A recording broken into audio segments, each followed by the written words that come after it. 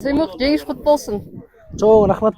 3-чү орун намыстын тарыхында 1-чи жолу жогорку лигадагы. Ооба, менет кылдык байкелерибиздин арты менен бул жамаат тарткан түйшүктү. Жамаат тарткан түйшүк эми Аллахтын бизди карап жылмайыптыр.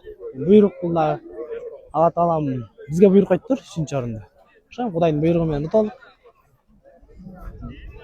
Азыркы 3-чү орунга болгон оюн аябай курч өттү. Атаандаштарыңар дагы оңой болгон жок, ушул оюнга токтолсоң. Бул атаандаштар ойноп эле жүргөн команда. Мурун жаштык футбол Шахтер. Мурун канча 3 жолу уттуруп койгонбуз ачыгын айтканда. Бул реванш болгон экен да, э? 3 жолу уттурганбыз. Мен экөөсүнө катышып калгам. 1-чи лигада жүргөн кезде, э? О ипподромдо болгондо мен кошулуп ошондо мен 1 жолу уттургам, андан мурун 2 жолу уттурганбыз. Ошол?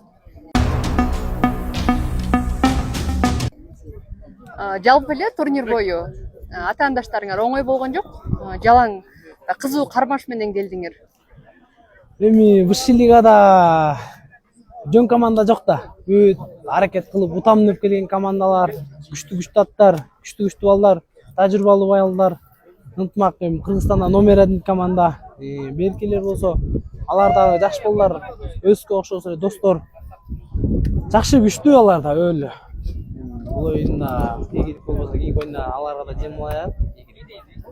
Бул турнирде чоң тажрыйба алдыңар болуш керек, э? Турнир сайын эми өзүбүз тажрыйба алганга катабыз кетет ар бир оюнда. Ошону видеодон көрүп, кечинде барганда ушул жерден ушинтип коюп турмун, эртең ушул оюнда ушул жерден ушинтпейин, тартайын атты деп, же ушул жерден ат салбай коюптум, салып буттуп жабышып койсом болмок деп мындай катаачылык, кемчиликтерибизди издейбиз.